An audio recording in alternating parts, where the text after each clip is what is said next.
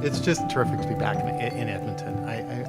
I'm an Edmonton boy, and I can't tell you how nice it is to see all of you again. And I must tell you a little story. The last time I was in this room was my high school graduation. I enjoyed my high school graduation, and I'm enjoying this day as well. So that was just a little break. You know, I want to say how important this is. I've got lots of family across Alberta that have all sorts of needs. And so for me, this conversation is actually really personal. It is around delivering care better to my family, to your families, to you. That's what this is all about. And so I wish you the best in success.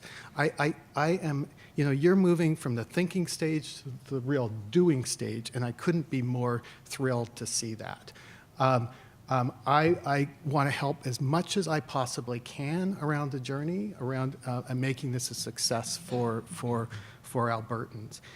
You have to be brave in this world, and you have to be courageous. And I know every one of you here today is going to be a little uncomfortable at times talking about this, because this is change, big change, and it is threatening to many people. And so I congratulate you. I thank you for being brave and courageous along this journey.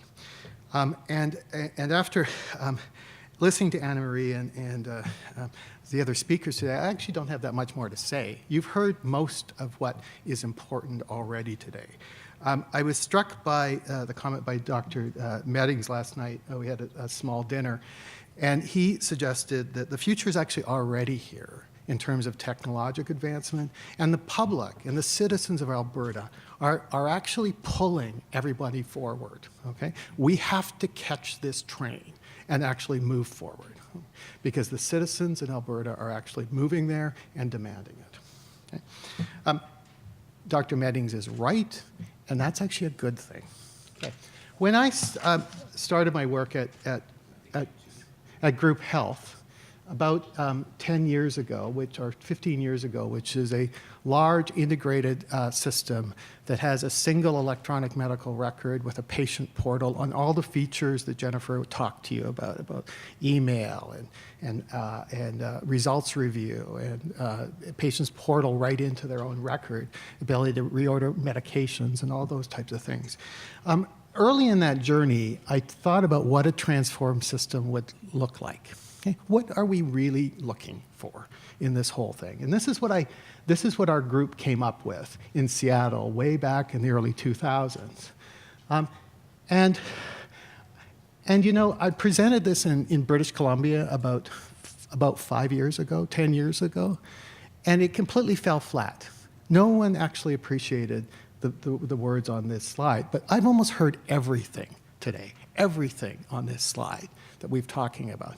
Patients being in control. And that's a strong word. I'm using a stronger word than other people have used today. It really is about patients, their care, equipping them to make decisions, and in much more owning their own health. Okay? Customizing care according to the patient's needs and values. So not a one-size-fits-all approach, but a customized, personalized approach. Built on continuous long-term healing relationships. We know how important that is, and we know how important it is to patients, to providers, and we know the health benefits that brings. Free flow of information between and among care team members. Coordination being a priority. Evidence-based decision-making, care that's anticipated and population-based, predictive. We're reaching out rather than just waiting for people to come in. Transparency, safety, and waste. It's interesting, the two things that I didn't hear today about was the last two, about safety, about what's the role of health information technology in providing a safer environment for patients. That's an important thing to make sure you don't lose on the radar screen on this one. And then finally, is there a way to use health information systems to reduce waste and actually make our systems more affordable? So I think those tenets that we put forward, years ago actually hold true today. There's only one change I would make after the discussion today. Anyone know what that would be? And it's the first one about patients in control. I wouldn't use that term anymore about patients. I'd use the term citizen. It is about people. It's not just about patients. When we talk about health information technology, this is where the emphasis often goes. It's around coordination of care, and it's around the free flow of information among and between care team members. That is the structural component of coordination of care. But coordination also has a very active component. It is taking up the information that's transferred from one time to another over time and finding out what's important to reach into that information and then act upon. So it's not just a passive thing. It is actually a very active feature. Someone actually has to take that role in care coordination. But I would posit that health information technology actually builds on all of these things. We can keep this all in view as we think through health information technology and design systems to really advance, to transform the care system across these dimensions. I would also posit that this is the hardest, and this is the one that people shy away, but likely is the most important. So this one cannot, in my estimation, cannot fall backwards. It really is around enabling patients to be to interact with their own information. It is accessing services in new and more responsive ways, email, texting, the new advantages that we have these days that really fit into people's lives in better ways than the traditional in-person office visit ever did. Okay? Allowing patients to see, interact. One thing I didn't hear about today is contributing to their medical record, writing parts of it, not just observing it, but actually really fundamentally intersecting with it, including their own physician and the nurse's notes. Focusing on information therapy, bringing personalized, customized information to bear as patients make decisions about their care options. And then finally, allowing health information systems to customize care with advanced techniques like predictive analytics. Those are the types of things that we're really talking about when we're actually putting patients in control. John asked me to focus my comments a little bit on primary care. And I'm going to today, and I'm going to tell you a bit of a primary care story in a few minutes around the experiences around using health information technology at group health in a different way. But I wanted to make sure that you knew why I was talking about primary care. I'm a family doctor, so of course I would want to talk about primary care. So that's a normal thing. But I wanted to just make sure that everybody remembers how important primary care is to the health of individuals and populations. Evidence is very clear now, unrefutable, that health systems that emphasize better primary care achieve better health outcomes at lower cost and produce health equity. There is no debate on that anymore, and so primary care actually has to be advanced. And finally, in the US and in Canada, in the last 10 years, there's been a real movement to reinvigorate primary care in the name of the patient-centered medical home or the health home or a variety of different acronyms. And I know that there's been a lot of activity right here in Alberta. It's terrific to experiment with new models of primary care. Primary care, as we remember, is now a team sport. The old times of Marcus Welby working on his own are gone. Those are no longer the thing. It really is around bringing a team of physicians or clinicians, other professionals, nurses, pharmacists, social workers, care coordinators, and non-health professionals, medical assistants, lay health workers, together as a team. Okay? Working in concert, complementary, everyone having their distinct and defined roles that are accountable for the care of patients and populations. This is a picture of a care team that I worked with in Seattle, and you see who's right in the middle, and she's smiling, is a lovely patient. And that was the idea that patients have to be absolutely in front of that care team. But that adds challenges now around coordination of care and use of information. it creates a micro challenge around coordinating care among all of that interdisciplinary team. So where we were talking today about the macro coordination of challenges of information flowing from hospitals and specialty offices, don't underestimate the challenges of coordinating care in the microcosm of a small team like this. Just wanted to give you a little bit of an interpretation of what the patient-centered medical home is from my perspective, because I think actually health information technology is really enabling new and better primary care. So what are the components of the patient-centered medical home? And many of you have heard this before, but I just want to reiterate this. It's really reinvigorating the core attributes of primary care that we know from a long, long time that make a difference. Making care accessible, perhaps with different means, perhaps with texting, perhaps with email. Access is critical. Longitudinal relationships that are independent of disease, that are focused on people. Okay? That's the other core thing. Comprehensiveness and coordination. Primary care is the locus of coordination for most people in our healthcare system. The second is actually system supports to build out primary chronic illness care and prevention.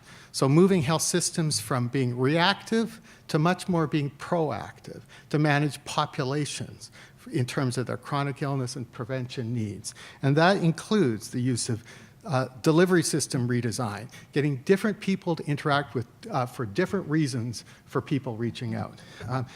Providing self-management support to patients in new and novel ways, and actually providing decision support to both providers and to patients. Then using advanced information technologies, EHRs, registries, reminders, patient portals, shared decision-making tools, and I can have a litany of different tools, not in microcosm, but to actually do the former two things that I was talking about. Could we improve access? Could we improve relationships? Could we improve comprehensiveness? Can we enable coordination with those things? Of course we can. And we need to design those facilities to support primary care. And then finally, we need a payment system that works for this. And this may be a little uncomfortable for some, but clearly we need supportive payment mechanisms that support primary care, the triple aim goals, and not simply volume. Okay? So that's the patient-centered medical home in the way that I think about it, and I think this is synergy across most settings in the U.S. and in Canada. I wanted to talk a little bit about the term patient-centered, because that keeps coming up. And I wanted to just be a little bit more specific about what really we're talking about with that concept. Because there's a growing body of evidence that patient and family engagement is associated with higher cost, higher quality at the same or lower costs. And the patient-centered medical home really seeks to engage patients and families in ways that matter to them. It's a very clear direction in the last 5 to 6 years.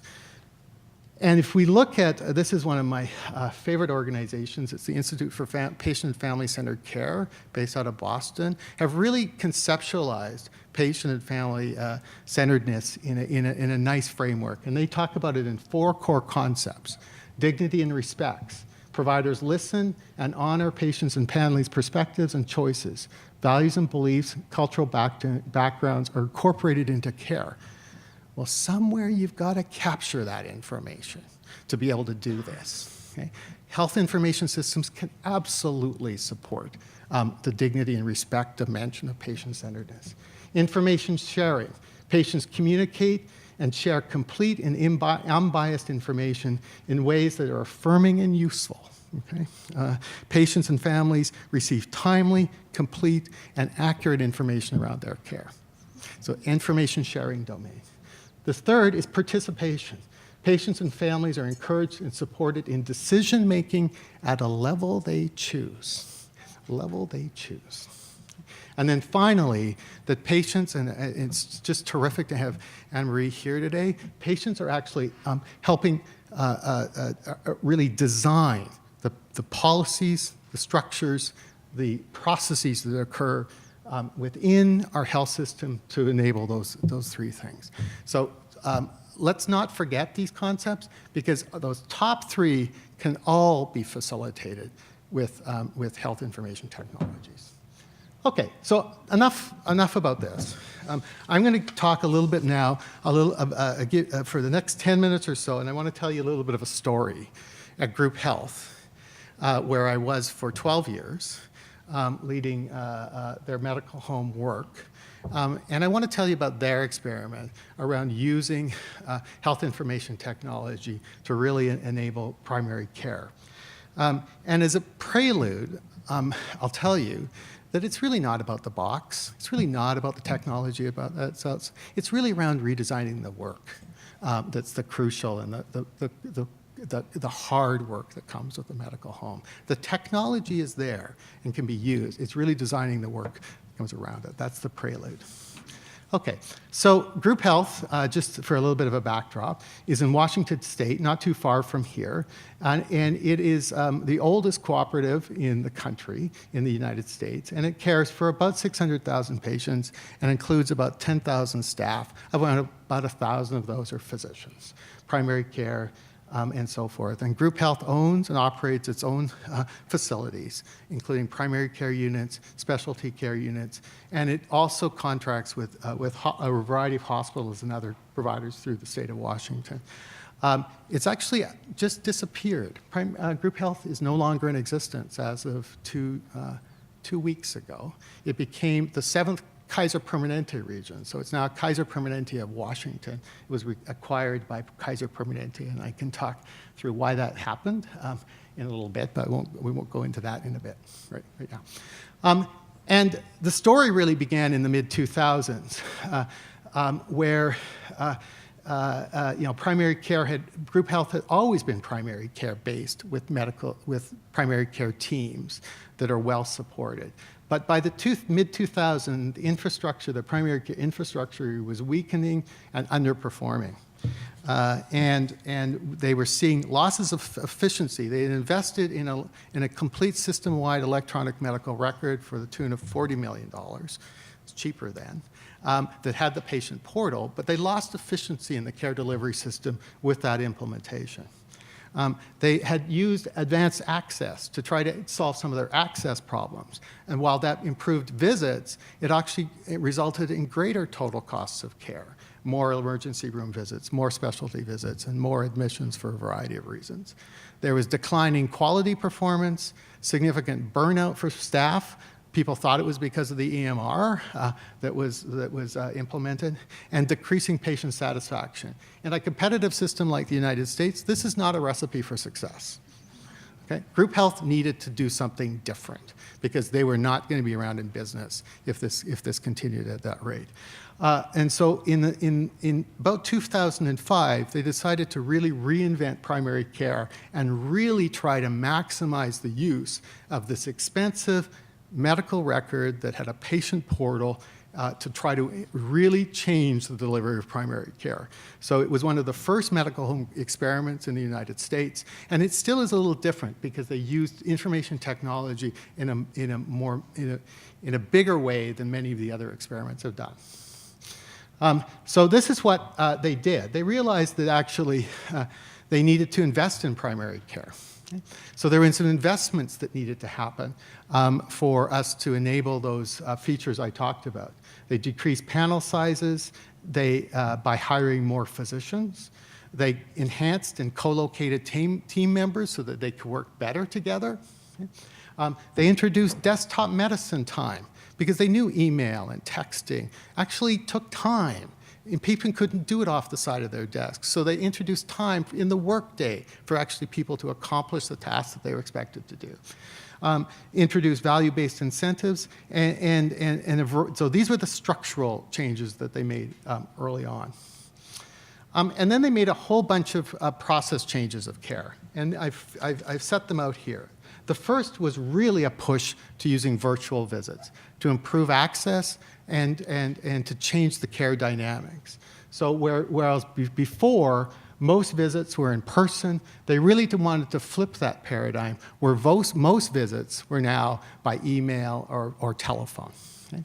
So that was a real clear strategy to move forward, was the much more use of information technology there. Care management used to be that chronic care was inconsistent and reactive, but used information technologies to make sure that chronic care was delivered in a more consistent, more coordinated, and a more proactive way. It's the second process changes that they made. The third was in visit preparation.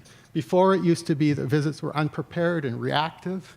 There was a lot of energy that was consumed trying to take histories early on in the visit. And so they actually flipped that paradigm and really proactively prepared those visits using the health information technology to really improve the efficiency of those care visits. And then finally, used outreach strategies. Before, it used to be uncoordinated, retrospective, and for the most part, insufficient.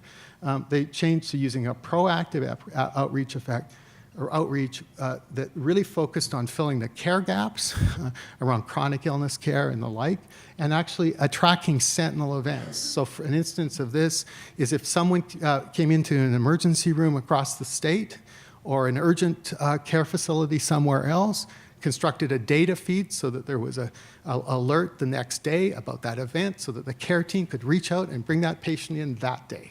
Okay? So a real focus on managing sentinel events in an active way. This didn't come about easily. They actually put a lot of changes into practice management to enable this. Things like really trying to figure out how to manage the phone in a better way, instituting team huddles, and I'm sure everybody in the room knows many of these things. Introduce standard management practices that had been used in other industries to do things like this, but actually introduce them into healthcare, and then used data to drive quality improvement. And all of these things relied on the health information technology. So it wasn't just primary care, it wasn't care delivery per se, it was these secondary use things that actually drove changes. That makes sense. So what were the results? They first, Group Health did this in a pilot or a prototype clinic to see if it would work or not, redesigned all of this, and then once they proved that it worked, they spread it system-wide across the whole state.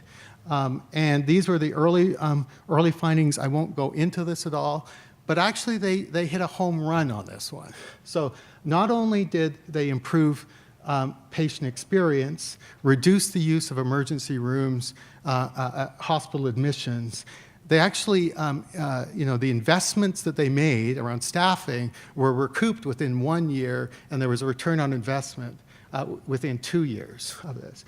But probably the most important finding on that whole slide, and it was a little bit of a surprising, was the third bullet around physician and staff burnout. By redesigning care in this way that was much more team-based, much more structured, they were actually we were able to reduce emotional exhaustion, dropped by half among physicians, and in comparison to controls. This made a difference for the care providers. They felt their life was better than the way it had been in the past, which people were a little surprised at. This is the example. This is the results from another article we produced in 2003 showing the spread. Now, this is across the whole state of Washington. And just look at the use of that email. Okay? So email went up dramatically. These are secure messages, by the way. It's not emails through the patient portal. But they went up dramatically, as did phone visits, with the reduction in the in-person visits over time. This was dramatic. And now, I was just talking to some friends at Group Health a couple of days ago, actually now Kaiser Permanente, Washington, and they say that about 60% of all their encounters are now done virtually. 60. With no in-person visits. So some learnings from this, if I can share some learnings. First is, the clinical workflows really have to be redesigned. They really have to be redesigned to accommodate this shift into virtual care and use of information technologies. The use of scheduled phone visit, the use of dedicated time to deal with secured messages, and the use of time to do outreach activities. That was not something built into the workday of most nurses and most primary care physicians at the beginning, and that actually had to be built in a real structured way. Second is that this became a team sport, and they really had to figure out how to distribute the tasks among the team members to maximize skills and efficiencies. So it didn't make sense for the physician to do all the responding to all the secure message. So could we figure out a way to make sure that we had the right people on the team doing the right activities? Okay? Much more meaningful use of medical assistants and lay health workers is a common recipe now in the medical home world in the US, is using these lower cost individuals that could be used a lot better than they had been in the past. And professional staff working to top of licensure, which includes physicians. The third bullet was that there had to be actually work on improving teamness. Okay? I think we were naive when we started this work, saying we're just going to get into the clinical teams and they'll know what to do.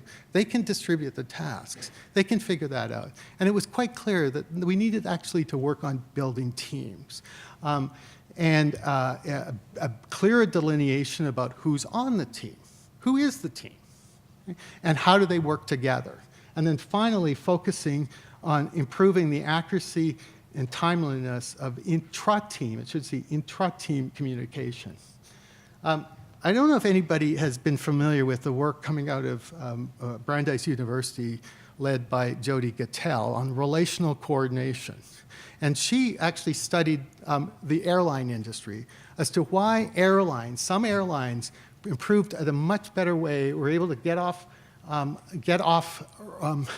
their planes out on time in a much better way.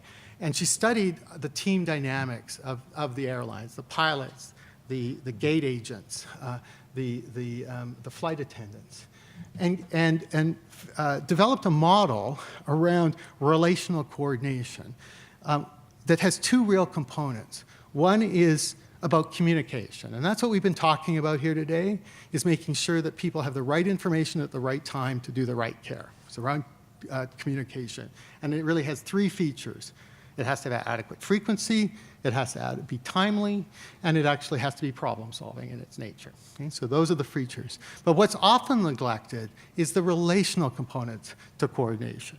And that is really around how team members interrelate themselves.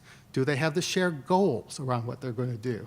Do they actually know what each other's roles are? Does the primary care physician really understand what the role of a social worker is in that environment? And finally, everybody has to respect the work that everybody else does. And what is clear now is actually you can build this. You can take this model and actually build much more high-functioning teams that share communication better and actually interrelate better themselves. Okay, so my last slide, just some final reflections. And this is from my own experience. I think the patient voice is a very, very potent thing that we can use much more effectively to push this agenda ahead. Patients' voices, having them at the table all the time, pushing us to do what's right, and having us as a catalyst, having the patients there as a catalyst for change is a really good thing. So that's personally one of the reasons that group health was able to move ahead, was that patient voice was strong and firm and persistent. Okay? The second, the information exchange is only one step. It's actually redesigning the workflows to effectively use the information that's actually step two and probably one of the more critical components. Information is needed both between teams, but also within teams. And we often don't neglect the within-team dimension as much. Third is that effective teamwork involves both informational and relational dimensions. And the relational dimensions have to be recognized and built. Third, patient-facing technologies, I think, are the key to the future. Have to harness them, the features that Jennifer was talking about. And then finally, this is all about change and really building effective leadership, effective change management strategies is the recipe for getting this ahead. There's no way to get around it. That's what's there, and that's the work of this group here. I can't wait to see what happens in Alberta.